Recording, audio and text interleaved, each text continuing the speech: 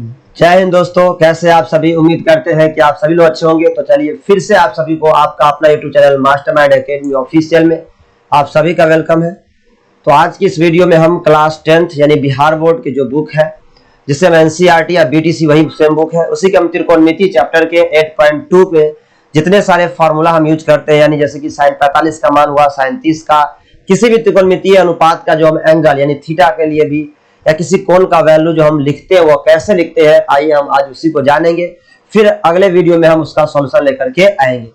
तो देखिए आज का वीडियो हम शुरू करते हैं। सबसे पहले आपके स्क्रीन पर दिख रहा होगा, हम साइन सबसे पहले जो 45 डिग्री का वैल्यू होता है, कि आपको जैसा कि पता होगा कि साइन 45 का मान 1/√2 होता है, cos 45 का भी मान 1/√2 होता है। तो ये कैसे यूज करता है, साइन 30 का मान 1/2 होता है, साइन 60 का मान √3/2 होता है, इसे हम कैसे कहां से लाते हैं, क्यों ऐसा लिखते हैं, आज हम उसी के बारे में सीखने वाले हैं। ठीक है, तो उसी को सीखने के लिए सबसे पहले कि हम जो अपने इससे पहले चैप्टर में जो हमने फॉर्मूला पढ़ा है, उस फॉर्मूला का हम थोड़ा सा इसमें यूज करेंगे और उसी फॉर्मूला के बेस पर हम इन सारे एंगल का मान हम डिराइव कर पाएंगे, निकाल पाएंगे। ठीक है, तो सबसे पहले हम जानते हैं 45 के बारे में।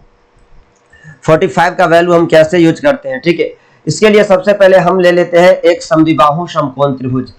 आपको दिख रहा होगा स्क्रीन पे, यह एक समद्विबाहु समकोण त्रिभुज है। ये ABC है जिसका कोण B समकोण है। ठीक है, और समद्विबाहु समकोण आप जानते हैं कि समद्विबाहु, देखिए हम क्या यूज कर रहे हैं, समद्विबाहु समकोण यानी ऐसा त्रिभुज जो समकोण भी हो और समद्विबाहु भी हो।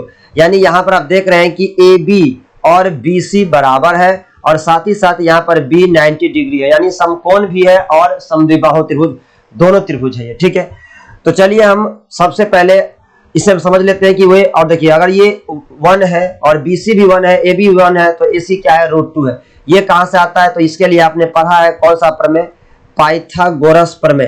पाइथागोरस प्रमेय मैं आपको पढ़ा चुका हूं। पाइथागोरस प्रमेय क्या कहता है कि समकोण त्रिभुज में, याद रखिएगा, समकोण त्रिभुज में जो कर्ण होता है, तो देखिए कर्ण कौन है, ये 90 डिग्री है और 90 के सामने वाली भुजा क्या होती है, कर्ण होती है।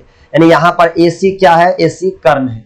और अगर AC कर्ण है तो आपको पता है कि AC इक्वल टू क्या होगा, AC इक्वल टू होगा √अंडर ये AB का स्क्वायर और ये BC का स्क्वायर।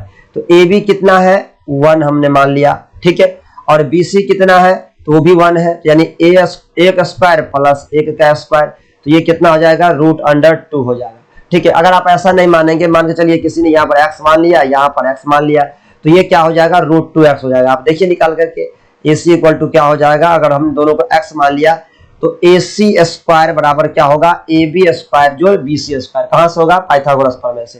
तो ये हो जाएगा आपका x स्क्वायर और प्लस क्या हो जाएगा, x स्क्वायर, क्या हो जाएगा, √2x स्क्वायर, यानी जो देगा आपको √2 तो अंदर ही रह जाएगा, 2 यानी रूट में रह जाएगा, और x स्क्वायर था तो x कहां आ गया, बाहर। ठीक है, अब देखिए हम वैल्यू निकालते हैं साइन 45 डिग्री का।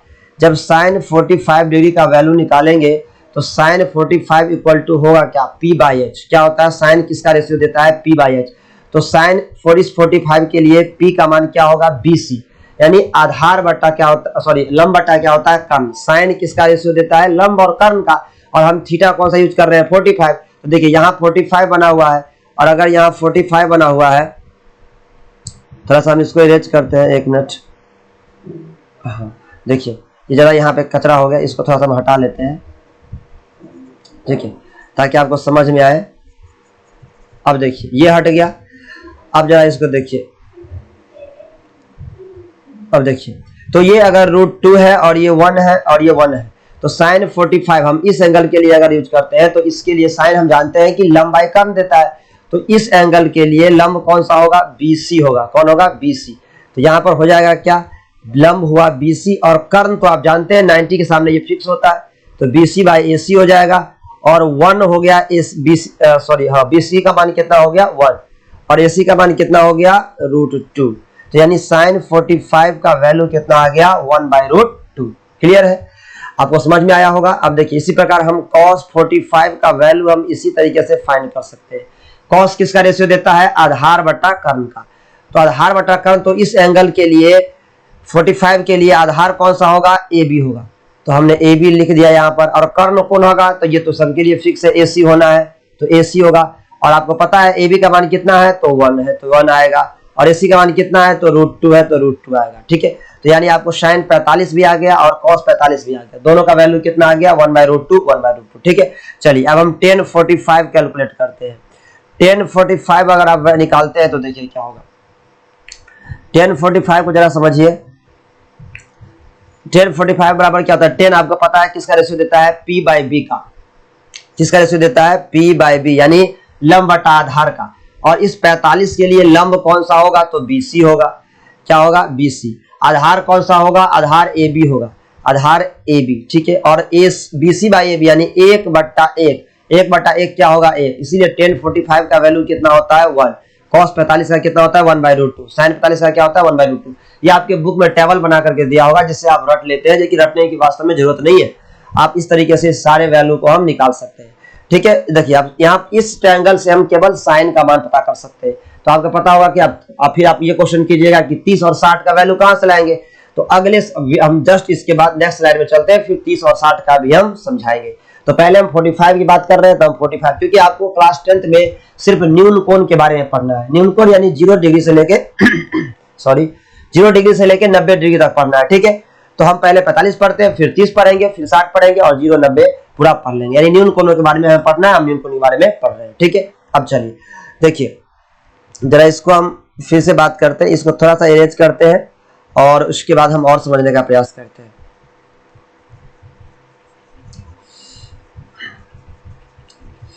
ये देखिए अब हम बात करते हैं, ये तो आपको पता चल गया, sin 45 हम समझ गए। अब हम फिर से आपको समझाते हैं, tan 45 भी समझ गए। तो देखिए sin 45 का उल्टा आप जानते हैं क्या होता है, cosec। sin का उल्टा क्या होता है, cosec। यानी cosec किसका रेशियो देता है, तो कर्ण बाई लंब का। तो अगर हम cosec 45 की बात करेंगे तो ये कर्ण देगा, यानी कर्ण हुआ यहाँ पर AC और लंब हुआ 45 के लिए कौन हुआ, लंब हुआ यहाँ पर जो ये B था और यहाँ पर C था, तो BC इसका लंब हुआ तो BC देंगे। तो ये क्या हो जाएगा, 20 AC यानी √2 और BC का मान कितना है, 1 यानी √2 होता है। याद रखिएगा cosec 45 का मान क्या होता है, √2, यानी √2/1 ना बोल करके आप इसे क्या बोल सकते हैं, आप इसे √2 भी केवल बोल सकते हैं, क्योंकि नीचे 1 का कोई वैल्यू नहीं। ठीक है, चलिए इसी प्रकार cos 45 का उल्टा आप जानते हैं क्या होता है, sec 45। तो अगर हम sec 45 की वैल्यू निकालेंगे तो cos किसका रेशियो देता है, cos देता है आधार बटा कर्ण का, तो sec किसका देगा, कर्ण बटा आधार का। यानी कर्ण बटा आधार क्या हो जाएगा, AC बटा क्या हो जाएगा, AB।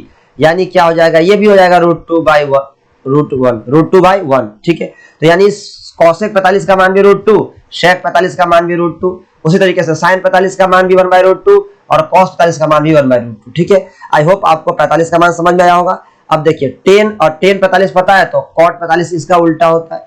cot 45 आपको पता है B/P का रेशियो देता है, और इस 45 डिग्री के लिए B कौन सा है, तो AB है, और लंब कौन सा है, तो BC है। तो BC अगर आप लिखिएगा तो 1 फिर 1 आ गया, यानी cot 45 का मान भी कितना आ गया, 1। ठीक है, तो आई होप आपको ये सारे 45 का मान समझ में आया होगा। अब हम एक साथ आपको लिख देते हैं सबका वैल्यू, आप इसे लर्न कर लीजिएगा। देखिए हम लिख देते हैं sin 45 डिग्री इक्वल टू क्या होता है, 1/√2। ठीक है, cos 45 का मान क्या होता है, 1/√2। tan 45 का वैल्यू क्या होता है, तो tan 45 का होता है 1। ठीक है, उसी प्रकार cosec 45 का वैल्यू क्या होता है, तो √2 होता है। इसी प्रकार sec 45 का वैल्यू क्या होता है, तो sec 45 का होता है √2, और tan 45 का क्या होता है, सॉरी cot 45 का क्या होता है, cot 45 डिग्री का होता है 1। तो आप ये सारे मान आपको याद रखना है चैप्टर को सॉल्व करने के लिए। अगर ये आपको लर्न रहेगा तो बहुत अच्छे से समझ में आएगा आपको चैप्टर, क्योंकि ये फॉर्मूला बार बार आप देखिएगा बुक में, फिर बनाइएगा नहीं।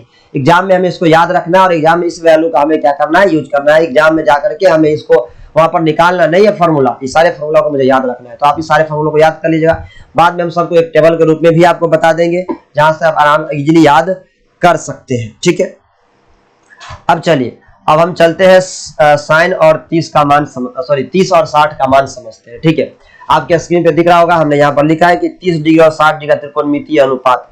ठीक है, देखिए तो जरा इसको समझते हैं। यहाँ पर आपके पास एक ट्रायंगल है। ठीक है, हम तो यहाँ तो एंगल दिख रहा है, हम ये एक ऐसा त्रिभुज देते हैं, ये कौन सा त्रिभुज है, समबाहु त्रिभुज। हमने क्या लिया, समबाहु त्रिभुज। यानी आप यहां लिख सकते हैं कि हम एक त्रिभुज, एक समबाहु त्रिभुज क्या लेते हैं, एक समबाहु त्रिभुज ABC लेते हैं।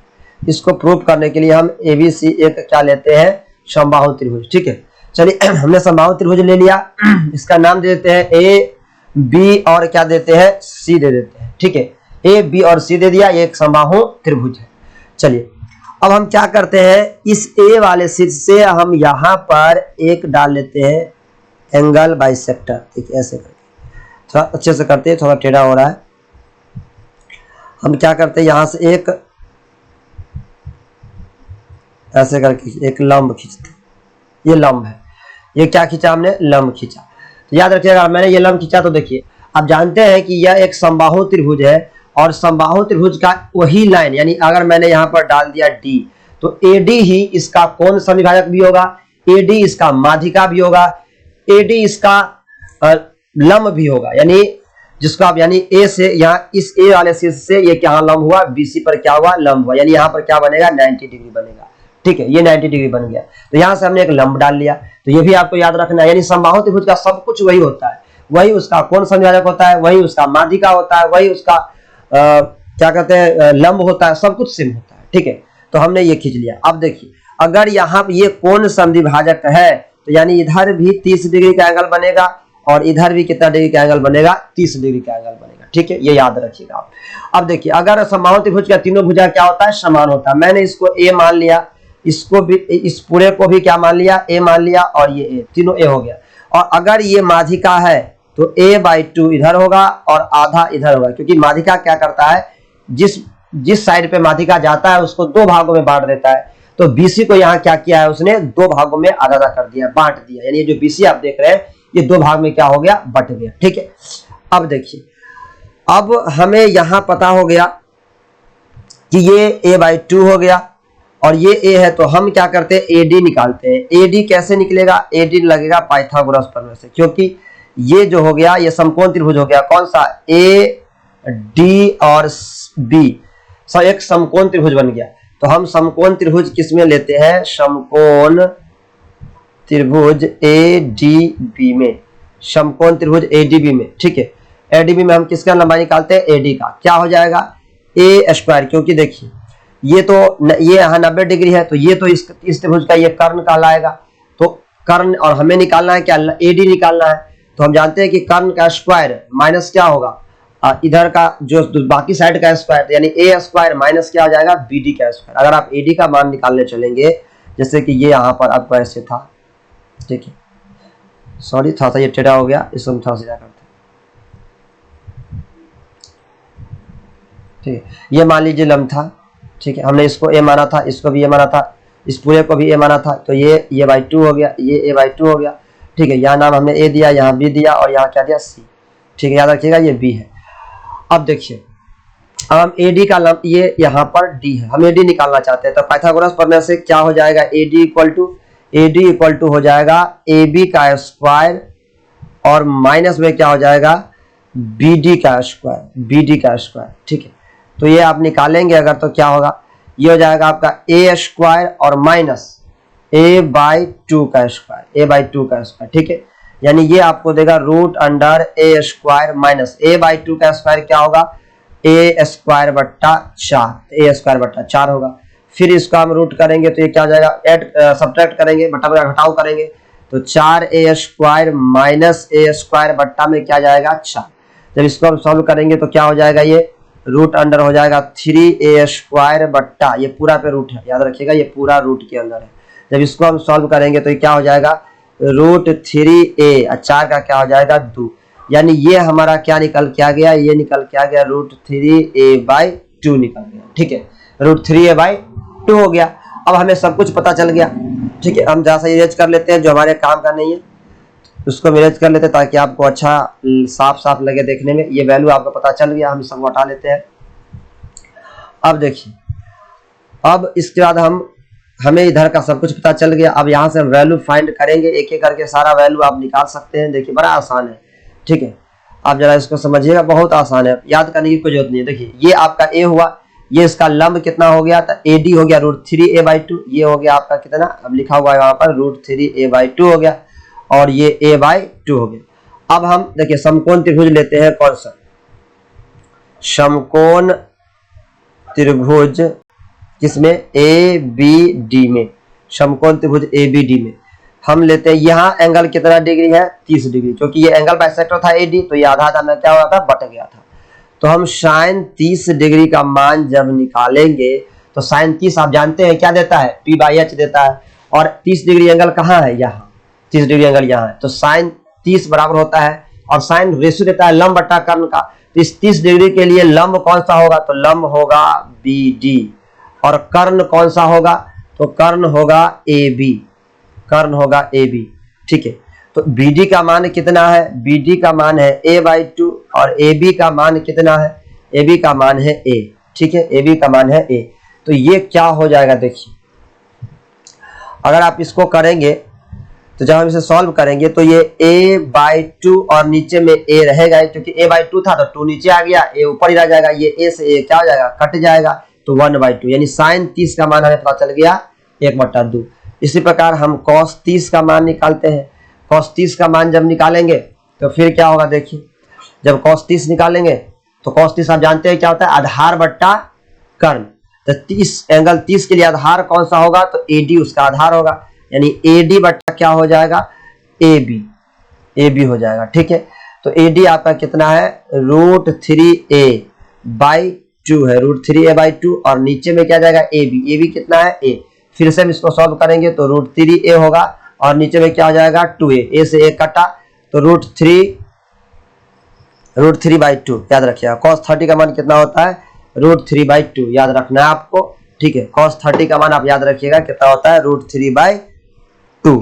अब देखिए इस तरीके से हम tan 30 का वैल्यू अगर हम निकालना चाहेंगे तो क्या होगा, देखिए अगर हम tan 30 का वैल्यू निकालेंगे तो tan 30 क्या देता है, P/B देता है। तो tan 30 के लिए P का मान कौन सा होगा, BD, क्या होगा, BD याद रखिएगा, क्योंकि ये 30 के सामने कौन है, BD है, तो BD ही ना होगा, क्योंकि सम्मुख भुजाई क्या होता है, लंब होता है, और क्या होता है, लंब बटा आधार, तो BD बटा क्या देगा, AB देगा, और BD की वैल्यू है कितनी, तो a/2 है, और AB कितना है, A, तो ये आपका हो गया नीचे में 2a हो गया, कट गया। तो फिर आप देख रहे हैं, सॉरी एक मिनट, यहाँ पे मिस्टेक हो गया है, याद रखिएगा, देखिए AB, यहाँ AB नहीं आता, AB तो यहाँ पर कर्ण था, ठीक है, यहाँ पर कर्ण था, मुझे लंब लिखना था, ठीक है, एक मिनट, यहाँ पे थोड़ा सा मिस्टेक हो गया, इसके लिए सॉरी। देखिए tan 30 का वैल्यू हम निकालना चाहते हैं, तो यहाँ पे मान वैल्यू हम क्या ले लिए, गलत ले लिए, समझिए जरा इसको। हाँ, tan 30 है, तो tan 30 के लिए हमें क्या लेना है, लंब बटा आधार लेना है, तो लंब तो इसके लिए क्या होगा, BD, लेकिन 30 के लिए आधार कौन सा होगा, आधार होगा AD, ठीक है, BD/AD। BD का मान BD का मान कितना है, a/2 है, और AD का मान कितना है, तो √3a/2 है, यानी जब इसको करेंगे तो ये क्या हो जाएगा, a/2, और ये 2 जाएगा ऊपर, और ये आ जाएगा √3a, a से a कटेगा, 2 से 2 कटेगा, ये हो जाएगा 1/√3 हो जाएगा, क्या हो जाएगा, 1/√3 हो गया, ठीक है। तो देखिए हमें लगभग हम sin 30 का मान पता लगा लिए, cos 30 का, tan 30 का, तो जानते हैं कि sin 30 का उल्टा कौन होता है, cosec 30। हम तो डायरेक्ट यहाँ से वैल्यू निकाल लेते हैं, cosec 30 डिग्री का मान क्या हो जाएगा, तो cos 30 का मान हो जाएगा, cosec 30 का 2 हो जाएगा, क्योंकि देखिए sin 30 का मान 1/2, तो cosec उसका उल्टा होता है। उसी प्रकार cos 30 का देखिए √3/2 है, तो cos का उल्टा क्या होता है, sec, तो sec का मान जब हम निकालेंगे तो कितना होगा, 2/√3, उलट जाएगा, इसी वैल्यू का उल्टा हो जाएगा, यानी √3/2 था तो ये 2/√3 हो जाएगा। उसी प्रकार अगर हम cot 30 का कोई पूछेगा तो cot 30 के लिए हम क्या करेंगे, उसी को उल्टा कर देंगे, यानी कितना हो जाएगा, 1/√3 की जगह क्या हो जाएगा, √3 हो जाएगा, ठीक है। तो आई होप आपको ये सही वैल्यू समझ में आया होगा। इन सारे वैल्यू को हम एक साथ फिर एक बार बता देते हैं, ये आपको याद रखना है। देखिए क्या होता है, sin 30 डिग्री का मान कितना होता है, 1/2, cos 30 डिग्री का मान कितना होता है, याद रखिएगा, तो क्या होता है, √3/2 होता है, ठीक है। टेन 30 डिग्री का मान कितना होता है? टेन 30 डिग्री का मान होता है 1/√3। ठीक है, उसी प्रकार साइन का उल्टा होता है कॉसेक, तो कॉसेक 30 डिग्री बराबर क्या होगा? 2 होगा। इसका उल्टा है वह 1/2 का उल्टा कितना होगा? 2 होगा। उसी प्रकार कॉस का उल्टा होता है सेक, तो सेक 30 डिग्री का वैल्यू क्या होगा? 2/√3। ठीक है, सेक 30 का मान कितना होगा? 2/√3। उसी प्रकार अगर हमें कॉट 30 का निकालना है तो कॉट 30 का मान क्या हो जाएगा? जरा देखिए, कॉट 30 का वैल्यू क्या हो जाएगा? √3 आ जाएगा। तो इन सारे फॉर्मूला को आपको क्या रखना है? याद रखना है, जो आगे आपको काम देगा। ठीक है, चैप्टर बनाने में अच्छे से मदद करेगा। तो ये आप याद ही कर लीजिएगा, क्योंकि एग्जाम की दृष्टि से भी ये बहुत ही महत्वपूर्ण है, ये आपको लर्न रखना है। ठीक है, अब देखिए, अब हम 30 का वैल्यू हमने समझ लिया। अब हम समझते हैं किसका मान? 60 का मान। तो 60 का मान भी हम यहीं से समझेंगे। बस यहाँ पर हम एक लंब ले लेते हैं, जो लंब आपने देखा था यहाँ पर अभी थोड़ा देर पहले। देखिए, ये क्या था? √3a/2 था, क्योंकि ये a/2 हुआ था और ये क्या हुआ था? a। यहाँ पर हमने a लिखा था, यहाँ पर हमने b लिखा था, यहाँ पर हमने c लिखा था और यहाँ पर हमने d लिखा था। ठीक है, और यहाँ पर कितना डिग्री बनता है? 90 डिग्री, क्योंकि 90 डिग्री ये बन जाता है, ये लंब हो जाता है AD, और वही कौन समझा जाता है। अब देखिए, हम 60 डिग्री की बात करेंगे, तो आप साइन 60 डिग्री का जब वैल्यू निकालेंगे तो क्या हो जाएगा? तो 60 डिग्री के लिए आप जानते हैं साइन रेशियो देता है किसका? लंब बटा कर्ण का। तो साइन 60 डिग्री के लंब कौन सा होगा? AD होगा, लंब होगा AD। कर्ण कौन सा होगा? AB। तो AD की वैल्यू कितनी है? √3a/2, और AB की वैल्यू कितनी है? A। तो इसे हम क्या लिख सकते हैं? √3a/2 इंटू a से a कटेगा, ये जाएगा √3/2, यानी साइन 60 डिग्री का मान क्या होता है? √3/2। ठीक है, अब देखिए, उसी प्रकार कॉस 60 डिग्री का जब हम मान पता करेंगे तो कॉस 60 का मान कितना होगा? तो कॉस 60 के लिए कॉस किसका रेशियो देता है? आधार बटा कर्ण का, यानी b/h का रेशियो देता है। तो कॉस 60 के लिए b कौन सा होगा? BD। b कौन सा होगा? BD। h क्या होगा? h सबके लिए समान है, AB। ठीक है, अब BD का मान है कितना? तो a/2। AB का मान कितना है? a। ये आपको फाइनली कितना देगा? a से a कटेगा, यानी 1/2 आपका मान हो गया cos 60 का। ठीक है, ये भी आपको याद रखना है। अब देखिए, अब हम निकालते हैं टेन 60 डिग्री का। टेन 60 डिग्री का वैल्यू निकालेंगे तो टेन किसका रेशियो देता है? p/b का। किसका देता है? p/b का। तो 60 डिग्री के लिए p कौन सा है? AD है। ठीक है, AD है, और b कौन सा है? BD है। तो AD का मान कितना है आपका? तो ये है √3a/2, और BD का मान कितना है? तो a/2। ठीक है, आप देख रहे हैं कि ये a/2 से a/2 क्या हो जाएगा? कट जाएगा, तो यानी केवल क्या बचेगा? √3। तो आपने साइन 60 का मान देखा √3/2, कॉस 60 का मान देखा 1/2, टेन 60 का देखा √3। ठीक है, अब देखिए, टेन 60 का मान √3। अब हम क्या करते हैं? यहीं से सारा वैल्यू निकालते हैं। साइन का उल्टा होता है कौन? कोसेक होता है। तो कोसेक 60 डिग्री का मान क्या हो जाएगा? जो साइन का मान है उलट जाएगा। तो साइन 60 का √3/2 था, तो इसका मान क्या हो जाएगा? 2/√3 हो जाएगा, कोई दिक्कत नहीं। उसी प्रकार कॉस 60 डिग्री का मान क्या हो जाएगा? सॉरी, कॉस 60 का तो हम निकाल चुके हैं, कॉस 60 नहीं, कॉस का उल्टा कौन होता है? सेक। अगर हम सेक 60 डिग्री का वैल्यू निकालेंगे, सेक 60 डिग्री का, तो कितना होगा? तो कॉस 60 का मान हुआ 1/2, तो सेक 60 का कितना हो जाएगा? 2/1, यानी 2 हो जाए। ठीक है, इसी प्रकार टेन 60 का मान आया कितना? √3। तो कॉट 60 का जब हम निकालेंगे तो ये क्या हो जाएगा? 1/√3।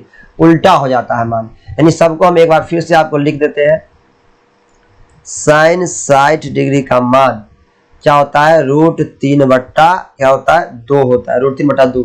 तो कोसेक 60 डिग्री का मान क्या होगा? इसी का उल्टा होगा 2/√3। उसी प्रकार अगर कॉस 60 डिग्री का मान क्या होता है? 1/2 होता है, तो सेक 60 डिग्री का मान कितना होगा? 2 होगा। उसी प्रकार अगर टेन 60 डिग्री का मान होता है कितना? टेन 60 डिग्री का वैल्यू तो हमको पता है कितना होता है? √3 होता है। तो कॉट 60 डिग्री का मान कितना होगा? 1/√3। तो आई होप आपको ये सभी फॉर्मूला समझ में आएगा। ये सभी फॉर्मूला बहुत ही ज्यादा यूजफुल है, आप याद रखिएगा, जो अभी हमें आगे बहुत ही काम देने वाला है। ठीक है, चलिए अब हम चलते हैं हमने 30 60 का मान देख लिया, 45 का मान भी देख लिया। अब हमें देखना है 0 और 90 का। तो देखिए 0 और 90 का कोई इस टाइप का प्रोसेस नहीं है, ये आपको एक फीलिंग से समझना पड़ेगा, या अपने मन में अंदर एक फीलिंग जाना पड़ेगा, क्योंकि साइन इसका मतलब बेहतर तरीके का प्रूफ आप 12 में जाकर के पढ़ेंगे। जब आप साइंस लेंगे तो वहां पर 0 और 60 डिग्री 90 डिग्री का मान अच्छे से प्रूफ होता है, लेकिन यहाँ पर हम एक फीलिंग के माध्यम से समझेंगे 0 डिग्री का और 90 डिग्री का मान कैसे हम निकालते हैं। तो देखिए, क्योंकि किसी भी त्रिभुज के अंदर 0 डिग्री और 90 डिग्री का एंगल तो बनता है, 0 बनना संभव नहीं है, कोई भी कोण 0 बनेगा ही नहीं। ठीक है, तो देखिए हम फिर भी इसको एक मान लिए कि ABC क्या है, यानी यहाँ पर हम मान लेते हैं, माना कि ABC क्या है, एक समकोण त्रिभुज है। ABC एक क्या है, समकोण त्रिभुज है, जिसका कोण B कितना डिग्री है, 90 डिग्री, यानी जिसको हम B को क्या मान लिए, समकोण मान लिए। ठीक है, याद रखिए, हम B को क्या मान लिए, समकोण मान लिए। इसको यूज कर देते हैं, इसका काम आपका हो गया होगा। ठीक है, तो हम B को समकोण मान लिए। अब देखिए जरा समझते हैं, अब हम इसमें अगर देखें तो B हमारा 90 डिग्री है। अब आप देखिए कि अब कोई एंगल लेते हैं, हम मान लेते हैं एंगल C। अगर हम एंगल C को 0 बनाने का प्रयास करें तो इसका मतलब AC को क्या करना पड़ेगा, कम करना पड़ेगा। जैसे जैसे ये A बिंदु B की तरफ आता जाएगा, B की तरफ आता जाएगा, B की तरफ आता जाएगा, ये एंगल C एंगल छोटा होता जाएगा, यानी ये यहाँ आ गया, यहाँ आ गया, यहाँ आ गया, यहाँ आ गया। मान चलिए एक बार और कम हो गया, और कम हो गया। जैसे जैसे हम A को नीचे की तरफ लाएंगे, धीरे धीरे ऐसा होगा कि A और B एक ही बिंदु पर आ जाएगा, यानी दोनों क्या हो जाएगा, कोइंसाइड हो जाएगा, एक ही साथ हो जाएगा। यानी कहने का मतलब कि अगर एंगल C 0 की तरफ जाएगा तो AB जो है, AB साइड, वो AB भी कहां चला जाएगा, 0 की तरफ। AB भी कहां चला जाएगा, 0 की तरफ, क्योंकि AB का मान घटते घटते घटते अगर A बिंदु B पर आ जाए तो AB का कुछ मान बचेगा नहीं, 0 हो जाएगा। तो अगर आप साइन 0 का अगर वैल्यू लिखेंगे तो 0 तो ये वाला एंगल बनेगा, C एंगल 0 बनेगा, ये 0 डिग्री बन जाएगा। कम करेंगे तो साइन 0 बनेगा, तो साइन बराबर होता क्या है, P/H होता है। तो P/H होता है तो P/H, और साइन 0 के लिए P कौन बनेगा, AB बनेगा साइन, और साइन 0 के लिए AB बनेगा, और साइन H होता है तो H तो AC है, तो AC हो जाएगा। अब देखिए जैसे अगर हमने एंगल 0 की तरफ ले गया तो AB भी कहां चला गया, 0 की तरफ, यानी AB का मान 0 हो गया जब एंगल क्या हुआ, 0 हुआ। और AC कुछ भी रहे उससे मतलब नहीं है, 0/AC क्या हो गया, 0, यानी साइन 0 का मान क्या हो गया, 0 हो गया। सेम वही बात होता है कॉस। अगर हम यहाँ पर कॉस 0 निकालना चाहेंगे तो कॉस 0 जब निकालेंगे तो कॉस 0 में तो हमें AB आएगा नहीं, यानी BC आएगा, क्योंकि ये होता है क्या, B/H, और इसके लिए cos 0 के लिए B क्या होगा, तो BC होगा और AC होगा। तो जैसे जैसे आप एंगल जो O को 0 को छोटा करेंगे तो ये AC घटते घटते घटते कैसा हो जाएगा, BC पर आ जाएगा, क्योंकि AB घटेगा तो AC जो है, AC वह इधर कम होते होते होते होते होते कहाँ, BC के ऊपर आ जाएगा, यानी BC और AC क्या हो जाएगा, बराबर, यानी BC AC बराबर हो जाएगा, कट जाएगा, यानी cos 0 का मान क्या होता है, 1 होता है। तो sin 0 का मान कितना आ गया, 0, cos 0 का मान कितना आ गया, 1। उसी प्रकार अगर हम tan 0 का निकालेंगे तो क्या होगा, जरा देखिए, तो tan देता है लंब बटा आधार, यानी लंब बटा आधार देता है। तो 0 ये वाला एंगल है C, इसके लिए लंब कौन होगा, तो AB होगा, और आधार कौन होगा, BC होगा।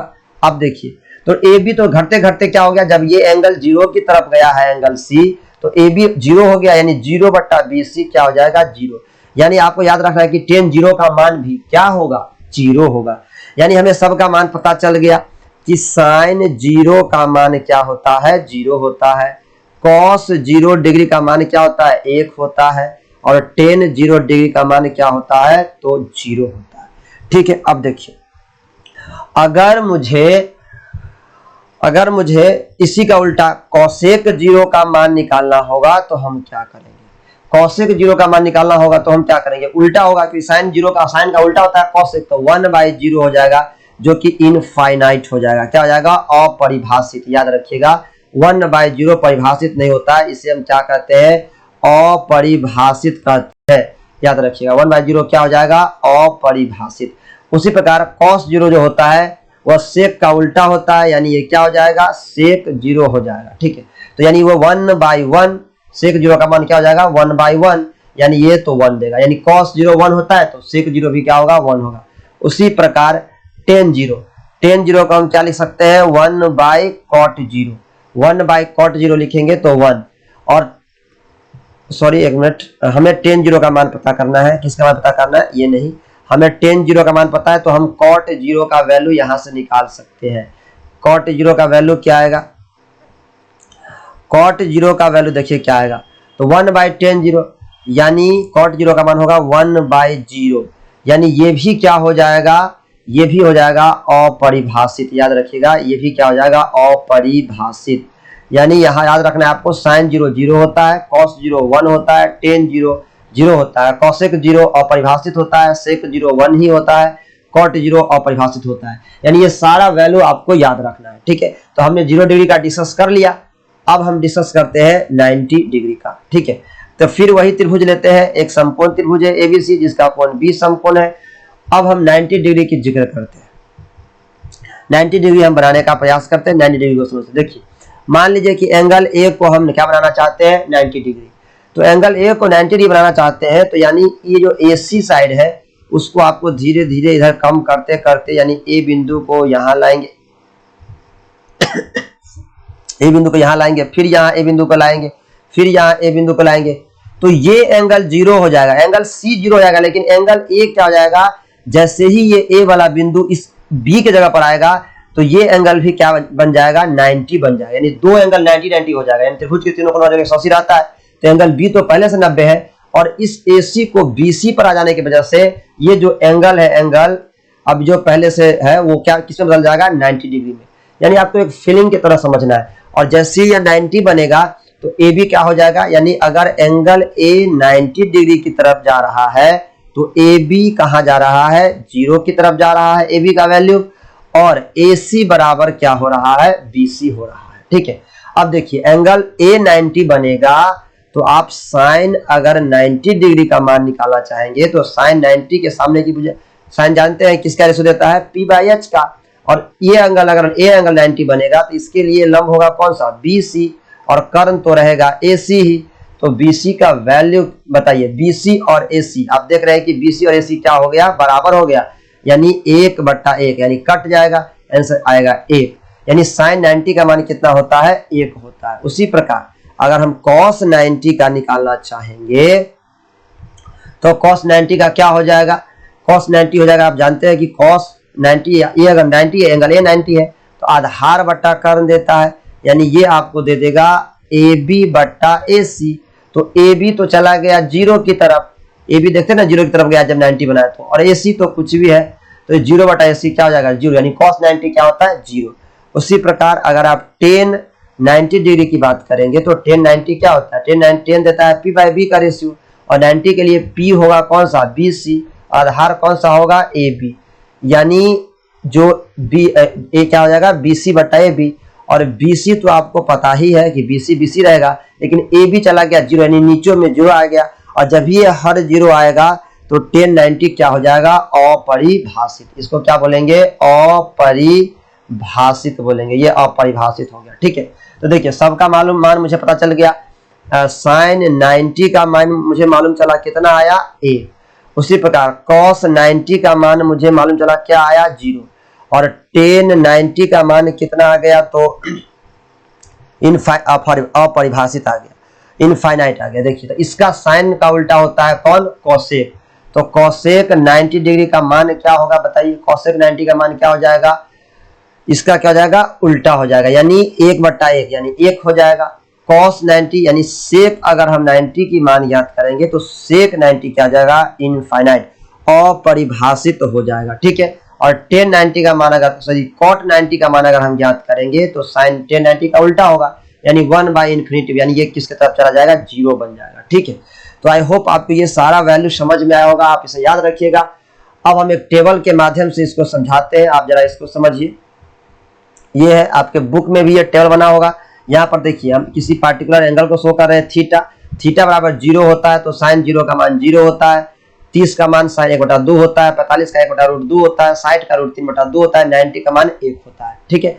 cos 0 का मान 1 होता है, cos 30 का मान √3/2 होता है, cos 45 का मान 1/√2 होता है। cos 60 का मान 1/2 होता है। cos 90 का 0 होता है। ठीक है, आप समझिए। tan 0 का मान 0 होता है। tan 30 का मान 1/√3 होता है। tan 45 का 1 होता है। tan 60 का √3 होता है। tan 90 का अपरिभाषित होता है। अभी हमने सारा फॉर्मूला को प्रूव किया है। cot 0 अपरिभाषित होता है। cot 30 √3 होता है। cot 45 1 होता है। cot 60 1/√3 होता है। cot 90 0 होता है। ठीक है, उसी प्रकार sec 0 1 होता है। sec 30 2/√3 होता है। sec 45 √2 होता है। sec 60 2 होता है। sec 90 अपरिभाषित होता है। उसके बाद cosec 0 अपरिभाषित होता है। cosec 30 2 होता है। cosec 45 √2 होता है।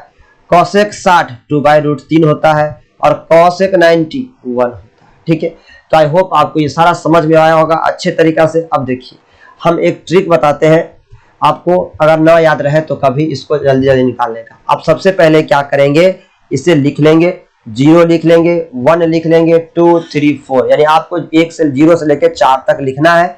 सब में आपको 4 से क्या कर देना है, भाग लगा देना है। यानी 0 को, 1 को, 2 को, सब में 4 से भाग लगा दीजिए और भाग लगाने के बाद उसका क्या निकालेंगे, वर्गमूल निकालेंगे। वर्गमूल तो √0 का वर्गमूल 0 होगा। √1/4 का 1/2 होगा। √1/2 का 1 का 1 होगा और √2 का √2 रहेगा। √3/4 का √3/2 होगा और √1 का क्या होगा, 1 होगा। ठीक है, तो आई होप आपको ये समझ में आया होगा। लेकिन याद रखिएगा, ये साइन का मान ऐसे बदलता जाएगा। इधर से आपको ये किसका मान देगा, साइन थीटा का मान। इधर से आपको देगा ये साइन थीटा का मान। ये देगा साइन 0 का, ये देगा साइन 30 का, ये देगा साइन 45 का, ये देगा साइन 60 का, ये देगा साइन 90 का। और इधर से आप आएंगे तो ये देगा कॉस का मान, कॉस 0 का। इधर से शुरू होगा, याद रखिएगा, कॉस 0 का, कॉस 30 का, कॉस 45 का, कॉस 60 का, कॉस 90 का। ठीक है, और tan का वैल्यू तो आप आराम से क्या कर सकते हैं, पता कर सकते हैं, साइन बटा कॉस करके। जैसे साइन 0 का मान tan 0 डिग्री निकालना है तो हम क्या करेंगे, साइन 0 डिग्री बटा क्या लिखेंगे, कॉस 0 डिग्री। और साइन 0 का मान 0 पता है और कॉस tan का मान यहाँ से 1 पता है।